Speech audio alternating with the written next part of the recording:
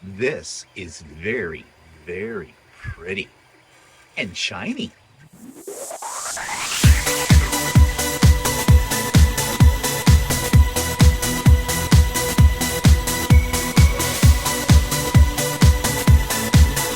Good morning, everybody. It's Stephen here for Bland Designs and the Idiot Quilter, and welcome to my weekly vlog for Monday, March the 13th, 2029. And it is -3 here today. It's about what you expect for March. And yeah, looking out my window, it looks like it's going to be a coolish day, but a sunny day. So that's always nice. That means spring's just around the corner. So, did I mention what number of vlog this was? This is vlog number 307. Yeah, it's hard to believe that I've had over 300 vlogs since I started doing this. So that's something, isn't it? Okay, enough rambling here. Let's get on to what I have been working on. Now, as always, I'll be talking about this in a little bit more detail tomorrow on the Idiot Quilter, because I think that's best approached on the Idiot Quilter, because that's where we talk about quilting and sewing things that are all related. Here, I just give you an overview. So this is an overview of the table runner I just finished. This is what they call an in the hoop project, which means I did the entire thing, well, with the exception of sewing together the blocks in my embroidery machine. And I have made one of these before. You probably don't remember, but way back a few months ago, I made one, and I intended to give it to my brother as a gift when we go out to BC next month and we visit him. But I liked it so much that I kept it. It's on my dining room table. But I decided to make another one, different color scheme, same pattern. But I think this turned out really nice as well. The colors are nice, bright, and cheerful. I have no idea if this is my brother's coffee, I got coffee in my hand, color scheme or not. And I don't care. Hopefully they will like it. And if they don't, I'll never know. Just graciously accept it and do whatever with it after the fact. Well, table runner's nice, but what's even nicer is a set of placemats. So I'm starting to work on placemats for this as well, using the same blocks that are in the table runner, but just building them into a set of 4 placemats. I have one done. I have several more to go. They take a while to make.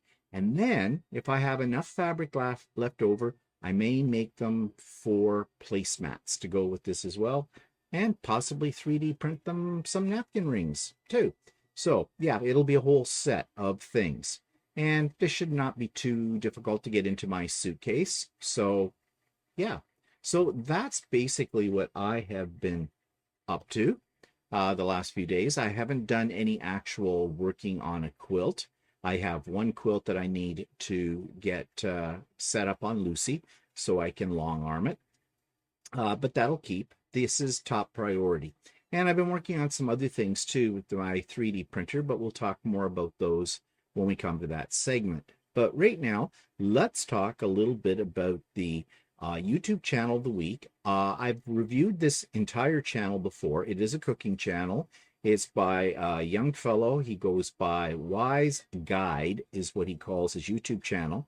And although he's a teensy bit overdone, especially when it comes to putting salt in his food, my God, the man uses salt by the handful. In fact, it's become a new drinking game. Every time he adds salt to a recipe, you take a drink, you'll be blasted before the end of the video.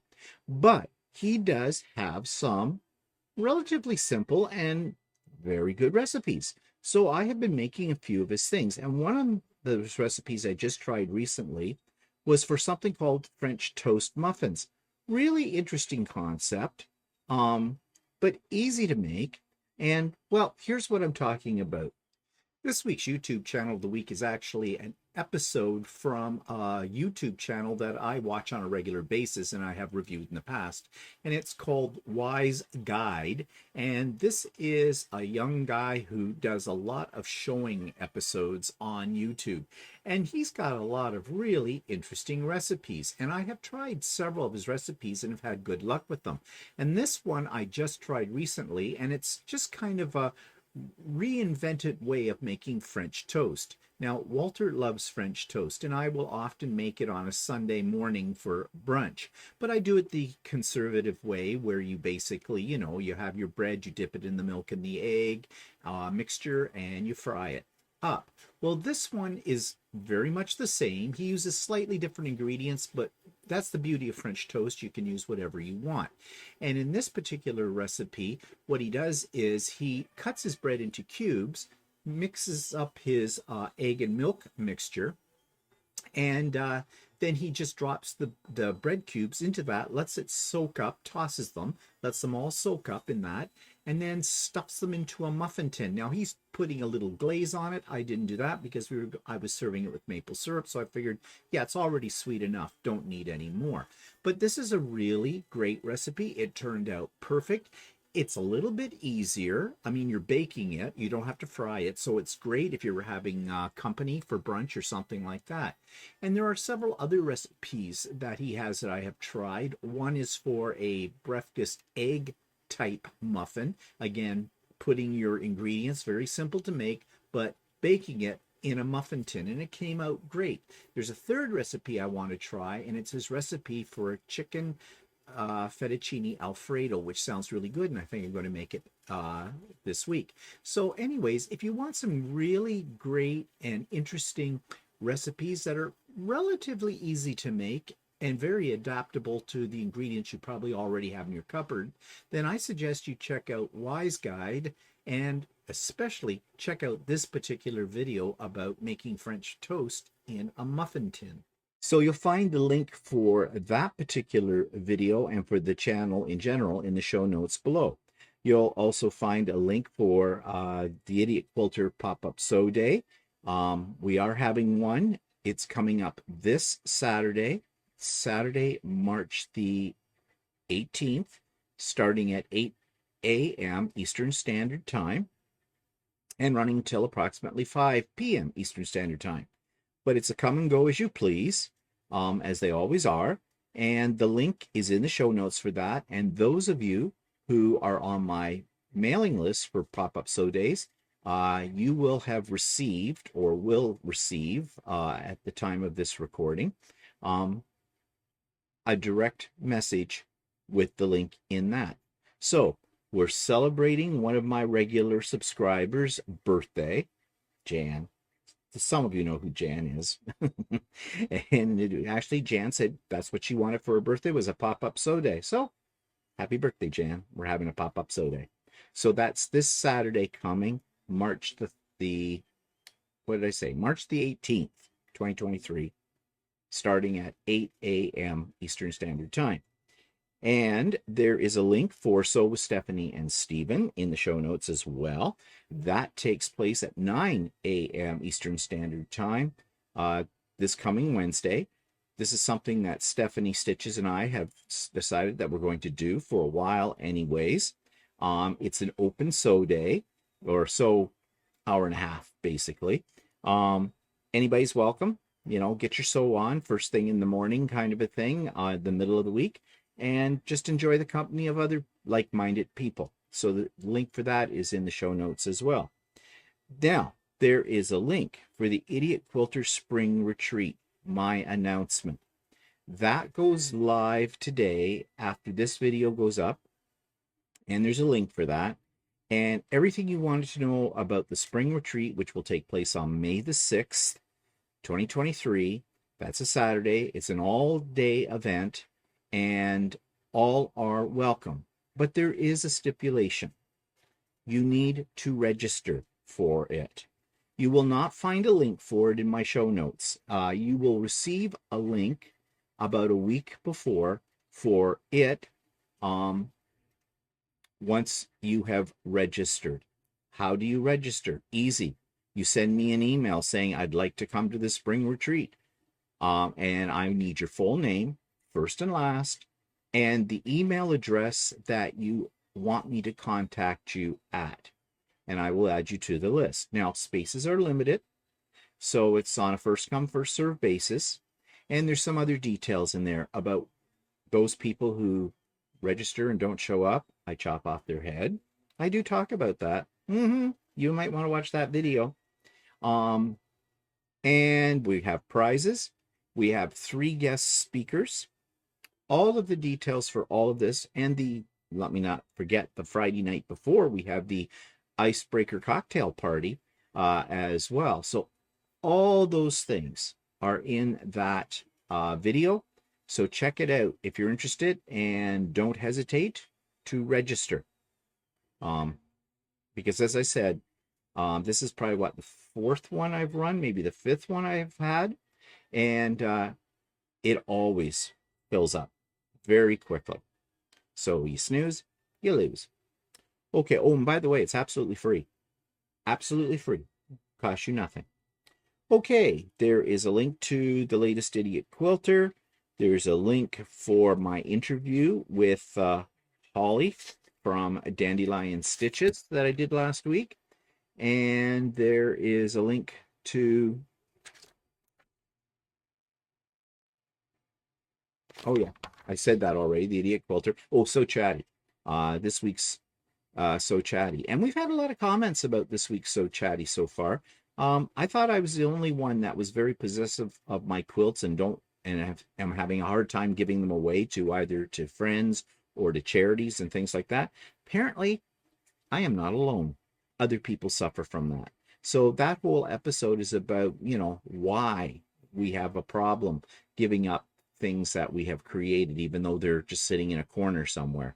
So I did a little research on the internet about that. It's a thing. So you may want to check that out if you haven't already. So that takes me to looking out my window today, and it is still looking very, very snowy. And yeah, what can I say? But if you look in this picture, there's little itty bitty footy prints in the snow. Those would be bunnies. That's bunny tracks. So the bunnies are out hopping about, okay, getting ready for Easter, I guess. Maybe they're hiding Easter eggs. I don't know. But anyways, yeah, we had a little bit more snow, more of a dusting, like half a centimeter or something like that.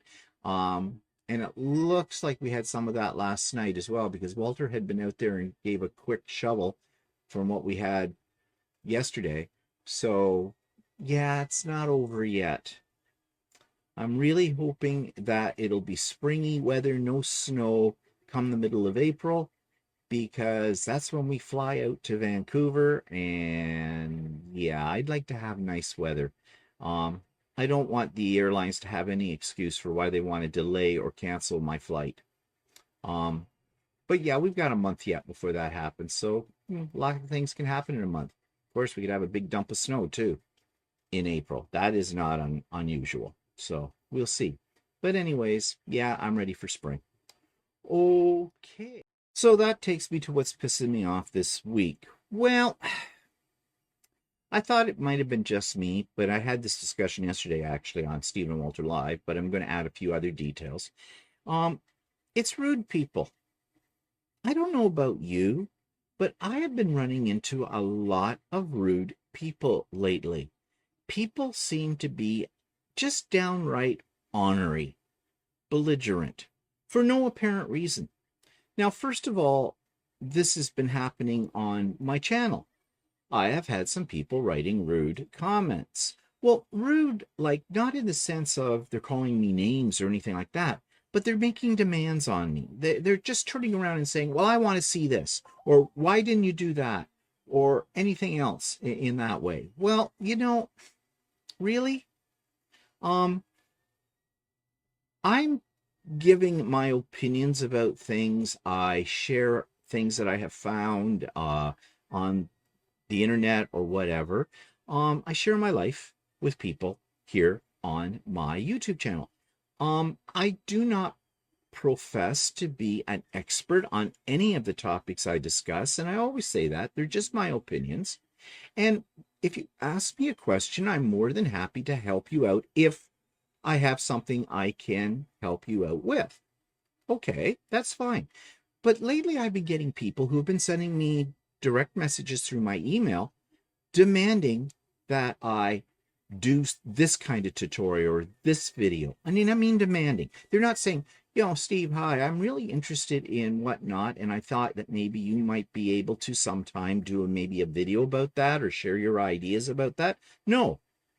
And then when I reach out back to them to give them an answer to their question, I'm wrong. Just tell me to my face, I'm wrong. No, that's not right.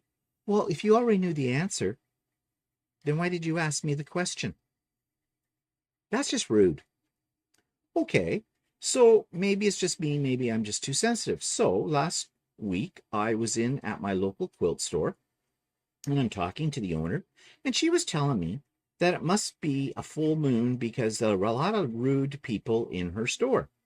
People were coming up to her. They would ask her a question for help or advice about something. She's very knowledgeable about, everything to do with sewing and quilting.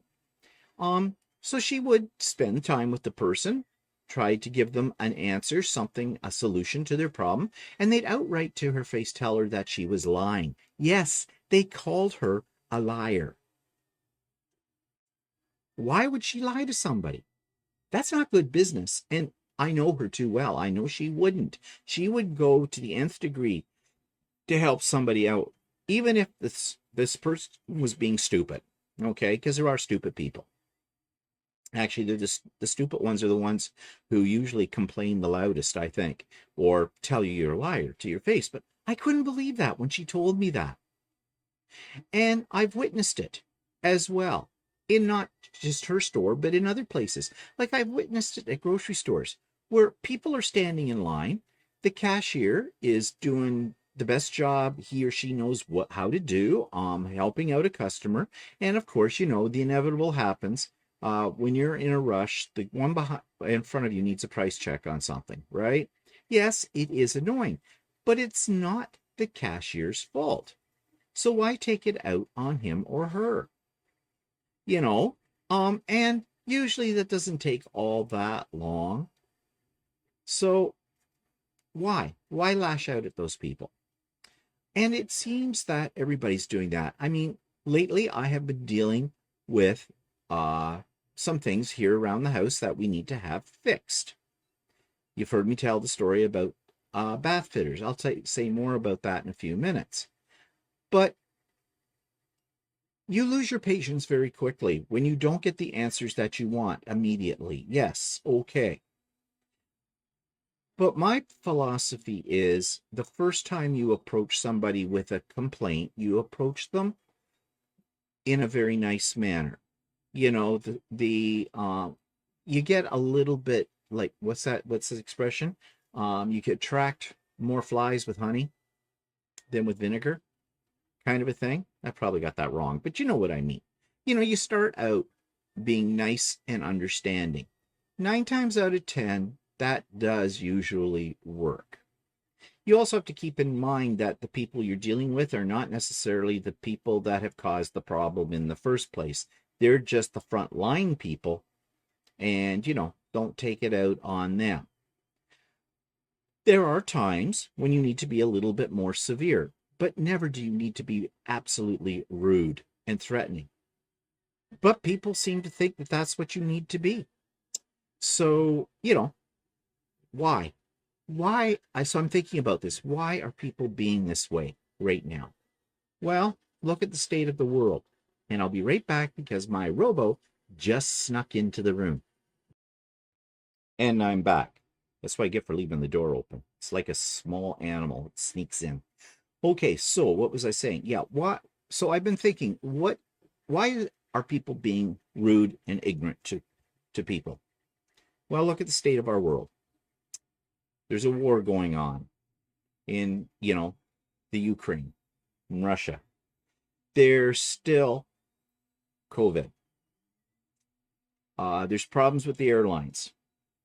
Prices of food have gone sky high. The economy is uncertain.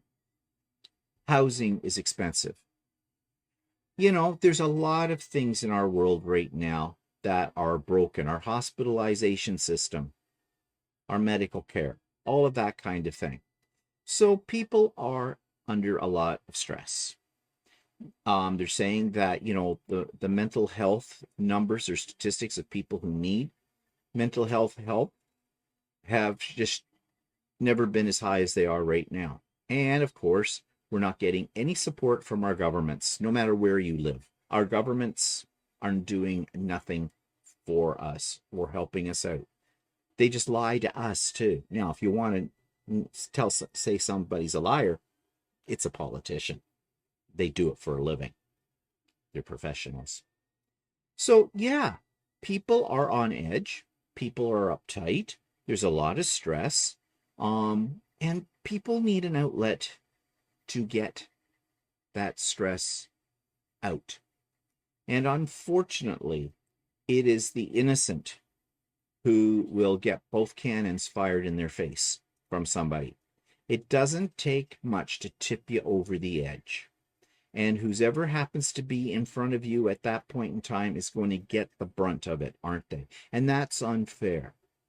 So I think we need to stand back a bit. I'm just as guilty as anybody else of these kind of things. There are things, when I see a rude comment on my channel, I want to lash out. And I have done it. I've started to type something up, and then I stop and I think about it and go, is this the mountain I want to die on? Really? I don't know this person. This person really doesn't know me. Maybe it isn't me. Maybe it's just an outlet for them to, get rid of some of the pressure they're feeling, as I was saying a moment ago. I think the best thing for me to do in those situations is ignore it. Do not add kindling to the fire here when somebody's there. Just, it'll go away. And I like to think in my mind that the person, after they've written it, have thought twice about it, but it's too late then. And they felt bad. Because I think any thinking person probably does. We all have those moments where we do something stupid and we can't take it back. And we feel bad about that. We realize that wasn't the best course of action. I've been there. I've been there too many times in my life, really, if I'm honest about it. So, yeah. Is this situation going to get better anytime soon? That's an added pressure, isn't it? Because there doesn't seem to be a light at the end of the tunnel. So for me, how do I get around all of this? How do I keep myself from imploding or exploding? I quilt. I have my hobbies. We're going to do a little bit of traveling. Different scenery, different people, kind of a thing. I try to stay in contact with my online social groups, like my craft and chat, my pop-up sew days, my retreat, those kind of things. Those bring me joy, to coin a phrase from somebody else. And I think that's what we need to focus on. We need to find diversions for ourselves that are healthy diversions that allow us to escape, that allow us to forget a little bit about the problems of the world and just enjoy the company of other human beings, or enjoy doing something we enjoy doing, and that kind of thing. That does help. I think that's what we need to do. Is it a solution? No, but at least it alleviates some of the pressure we may be feeling for a brief amount of time. Gives us a respite a little bit. Is that the right word? Well, it is now. So that's what I'm saying. So I've had many of you, however, and this is what we need to focus on. Focus on the positive, as they say. I've had many people reach out and write me very nice comments, or even thanked me for this or that or the other thing. And Something as simple as that goes a long way for anybody. You really can lighten up somebody's day if they're having a bad one by just saying something simple and nice like, thank you, or I love that outfit, or, you know, something, just something small. And it does, it warms a person's heart, and it can take a bad situation or a bad situation that is about to happen and flip it upside down. So maybe if we were all mindful of that, there would be less stress in our world. I don't know. I am not a psychiatrist, but I play one on YouTube. Anyways, thank you to those that have written me very nice comments. They're always appreciated. And yeah, the haters will hate, but I like to think that there's more nice people in the world than not so nice. Okay, so moving on and talking about things that bring me joy, new things that I have bought. Retail therapy. Well, I really don't have anything to show you because I haven't really bought anything significant. Now, we did go shopping on the weekend, and I bought some fabric, but I needed more of the fabric I was using in those table runners and placemats. And it was nice. We got out. We went to a quilt store that we've only been to once before. That's about 40 minutes away from us. And they happened to have the fabric that I wanted. I looked online for all the stores in my area, and they were the only one that had it. And I didn't think they had everything in it, but it turned out some of the things weren't on their website, and they had it all in the store. And I had a really nice conversation with the lady that was the owner of the store, and she is a retired school teacher as well. And it was very, very pleasant. And, talking about being negative about things, the very first time I ever went into this store, I was negative about it because I thought the prices were a little bit on the high side. And the lady in the store that I was dealing with seemed to be having a bad day. And I came out of there feeling not good about that store. My whole attitude about it has been turned right around. Now that I've met this other lady, the one who owns the actual store, and the conversation we had, and I had a much warmer feeling about it when I left, and that made me happy. So yeah, I did a little retail therapy, and I'm not showing you the fabrics because you've already seen them. They're the ones I'm using in that table runner, and that's about the newest thing that I have purchased. So what else brings me joy? My grow lights. So I've got something to show you here. If I find the picture, first of all.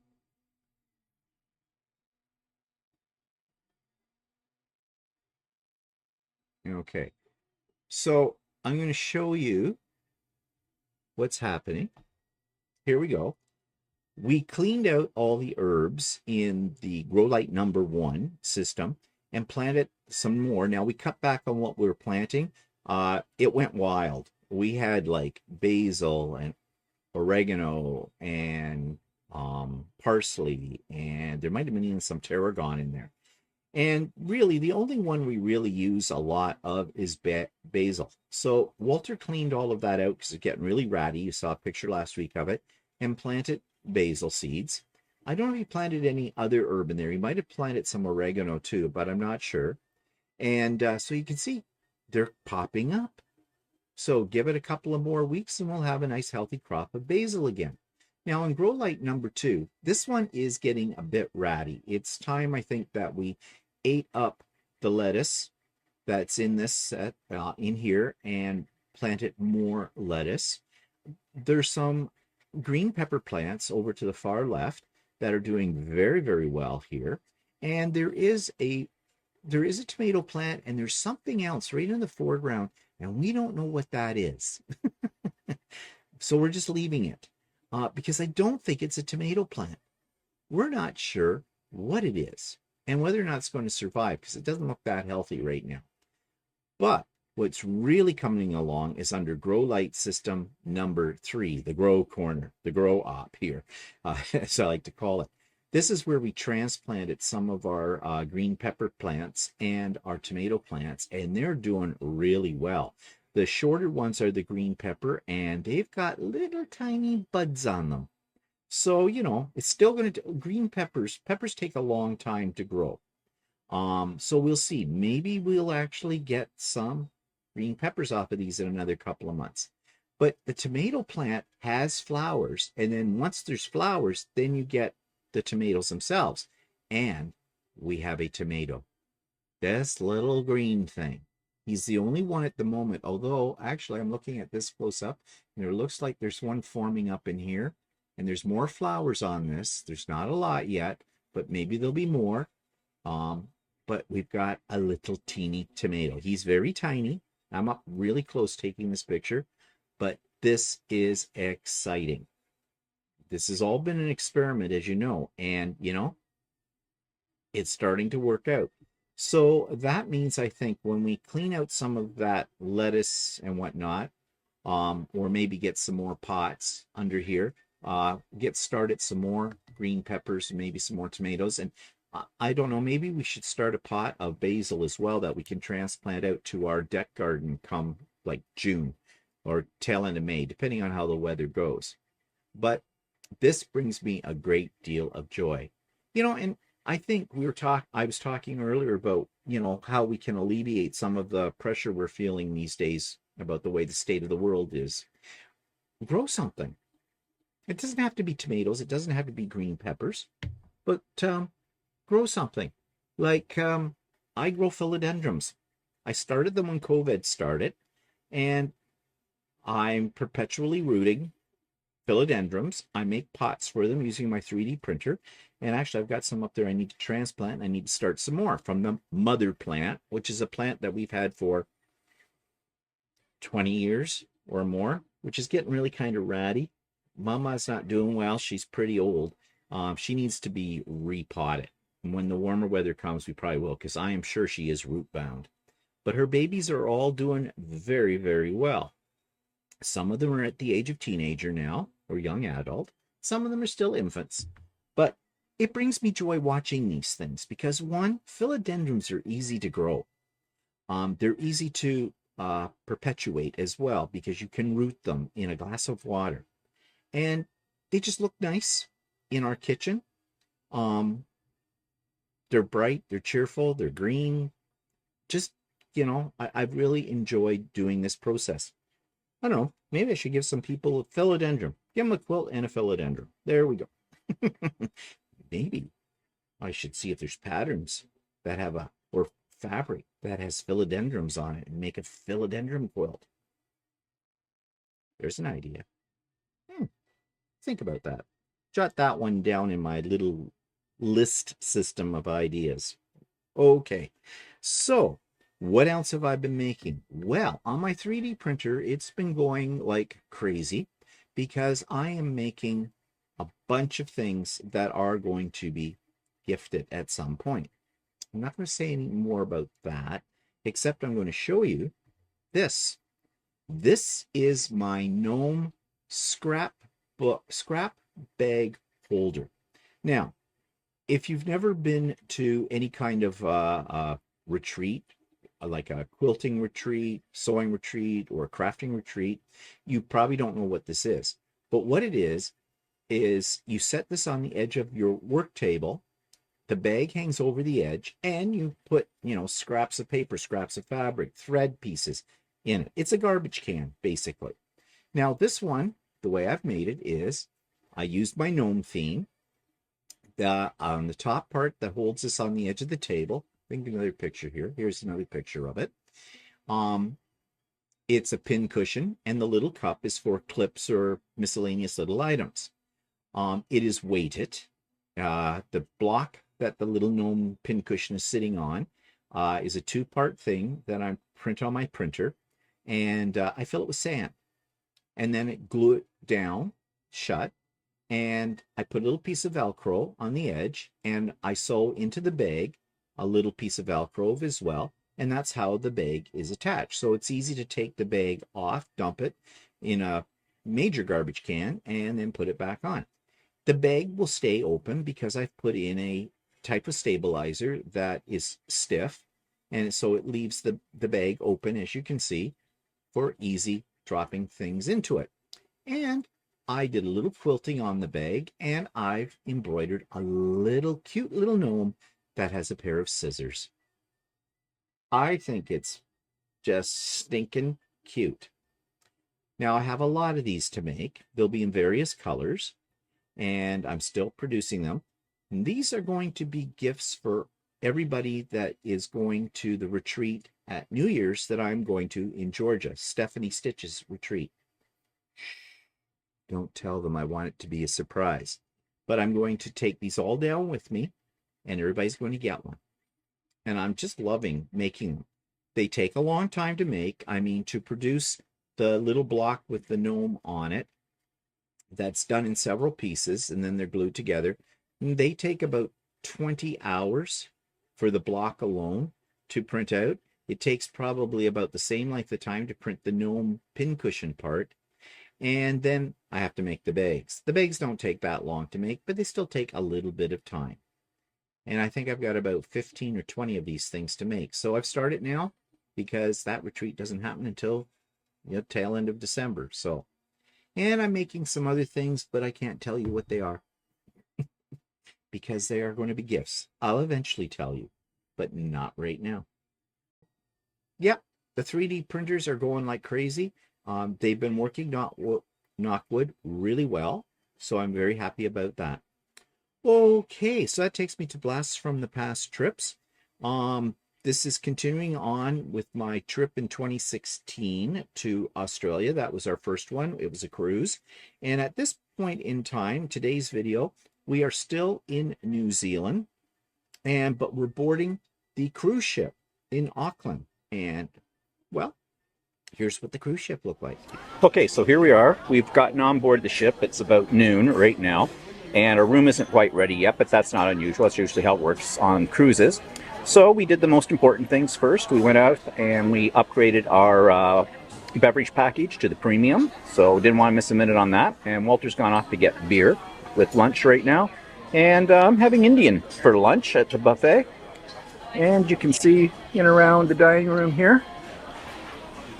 And everything is set up on this ship. This is the Solstice, Celebrity. And it's all set up as stations, which is kind of nice. We've been on a ship before that had it this way, and this is a lot easier when it comes to getting food at the buffet. And they have quite a variety of stuff. So I'll take more in a while. So we've been on this style of ship before with the lawn, but what they've done that's a little different is they now have these cabanas, which I think you have to pay for to use them. But you have grass right here on the very top of the ship. And here's a view of the harbor and of Auckland from the boat. So as we wait for our room to be ready, we're just sitting out here, and I'll show you what this looks like. There's these spots you can sit out here on the lawn as well, and it's close to a bar. So Walter's gone up to get us a couple of glasses of a New Zealand Sauvignon Blanc, and so very civilized as we sit out here on the deck and enjoy a drink as we wait for the room to become available. Well, we're sitting up here on the grassy knoll having I think our third glass of wine right now as we wait for our room to become ready. But meanwhile, there's this guy over here, and he's taking video. So I'm doing a video of a guy taking a video. Not really sure what he's taking a video of, but we're hoping they were celebrities. But if it's not Lady Gaga or Kate and William, then I'm really not interested. I'll keep you posted.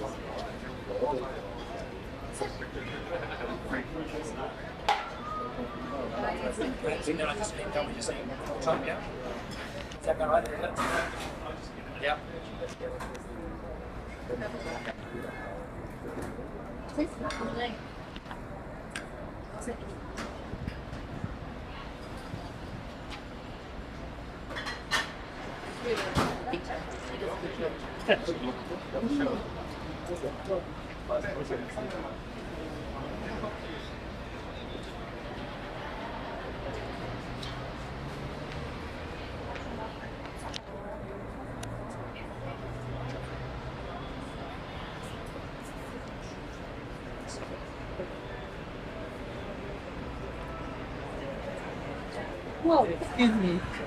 Sorry.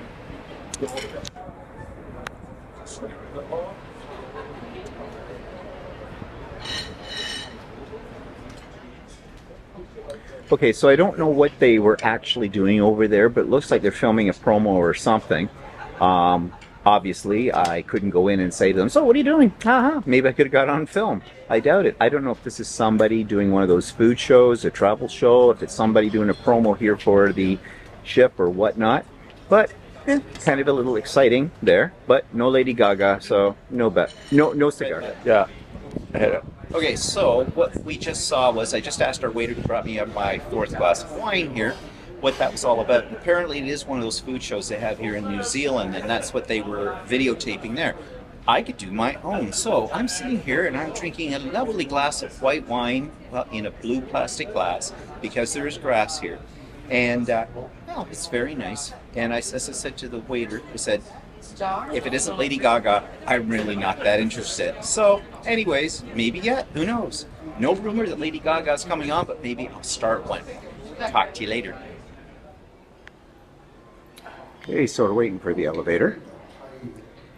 And we're going down to the 11th deck. We're on the 14th deck. There is no 13th deck, so we're only going down 3 floors. And what? The elevator's here?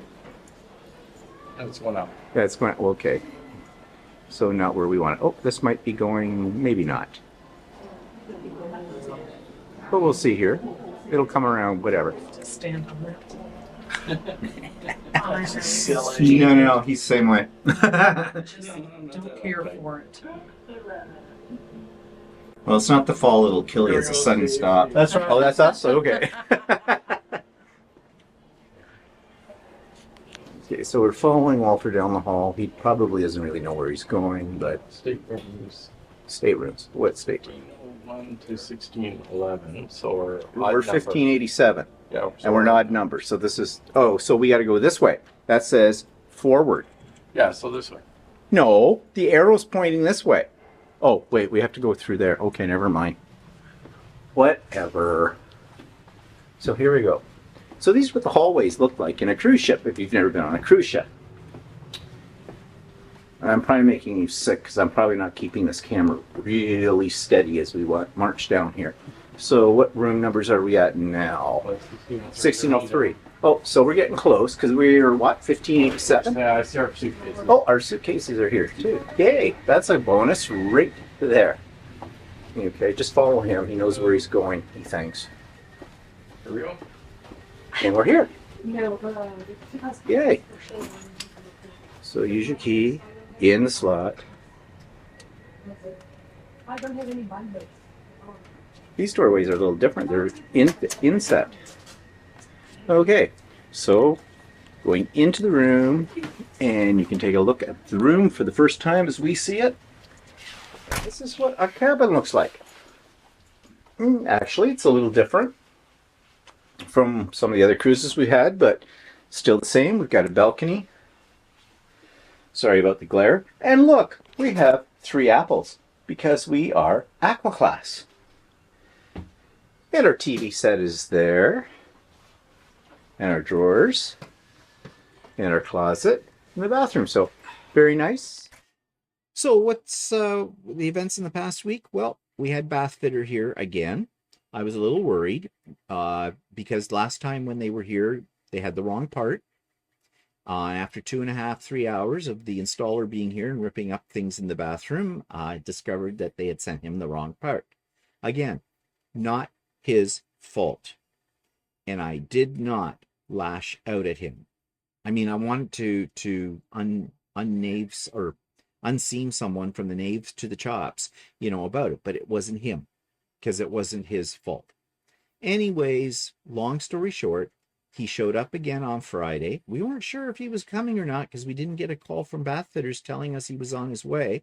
They did tell us he would be there on this past Friday between 9:30 and 10:30.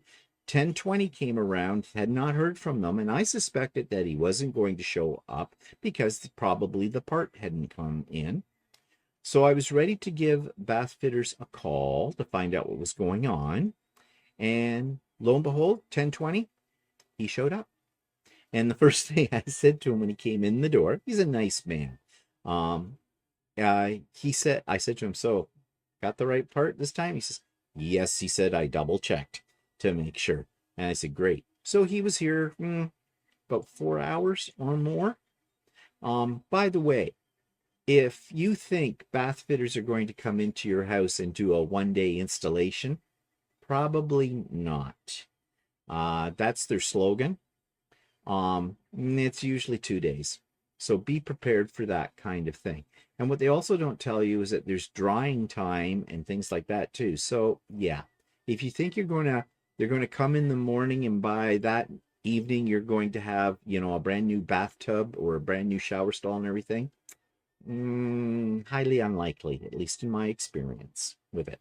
But nevertheless, that wasn't our problem this time. But anyways, he got the new piece in, and I used it for the first time this morning. Walter had to put the shower door back on. He ran into a little problem with that, but he was able to solve that little problem.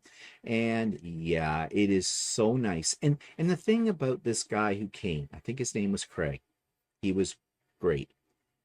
He recocked, which is silicone, all around the edges and the whole bit. It looks like a whole brand new unit in there. Now, we take very good care of it, and we keep it very clean, but you still get a little bit of, the dark things, mildew here and there in corners. No matter, how much you scrub it in that, you still get that. So right now we have none of that, and it looks fantastic. So that is one worry off our plate. And as I said, Craig was great. And the man is so conscientious. He had a lot of equipment, and he had to come up and down stairs. But he covered the stairs, the hallway, all the way into the bathroom. The bathroom he was doing is our ensuite from the master bedroom. So at the back of the house, he put down runners to protect our carpet, our stairs, the whole bit. And he was actually vacuuming our carpet. And Walter said to him, don't worry about that. He said, we'll look after that. That's okay. Poor guy. But, this was just the kind of service that he gave us. Do you get that kind of service from everyone from Bath Fitter? Well, I've been looking at the reviews, and some people are very happy with what they experienced. Others were not. And I can't please everybody. But I will say that I was very pleased with our installer. He did an excellent job. Nice man. Very conscientious. So that was a good thing this week. Now, our next problem coming up, and this is next Monday, we're supposed to be getting a call from the manufacturers of our new windows. And we have this one that we're having a little problem with and needs to be replaced. So this is problem number 2. Let's see what happens with it. Hopefully this goes along smoothly as well. It's like Rosanna Dana always used to say, it's always something. But I'm not going to get myself uptight about this. It is what it is. It will be solved. Okay, so as I mentioned, there is a video up you can go to and check out all the details about the May 6th spring retreat with the Idiot Quilter. So please do. And remember, if you all are welcome to come to this, it is a free event, but please, you need to register for it. And the sooner the better. And Wednesday we have Sewing with Stephanie and Stephen. Links in the show notes. And the pop-up sew day coming this Saturday. Jan's birthday pop-up sew day. That's what we should call it. And the link for that is in the show notes as well. And those of you on my mailing list will receive the link in your email box. Okay, that's it for me today. I hope you have a great week. I hope you're not stressing out about life. Do something fun. Even if it is a little retail therapy. If it makes you happy, do it. And we'll see you next week. Bye for now.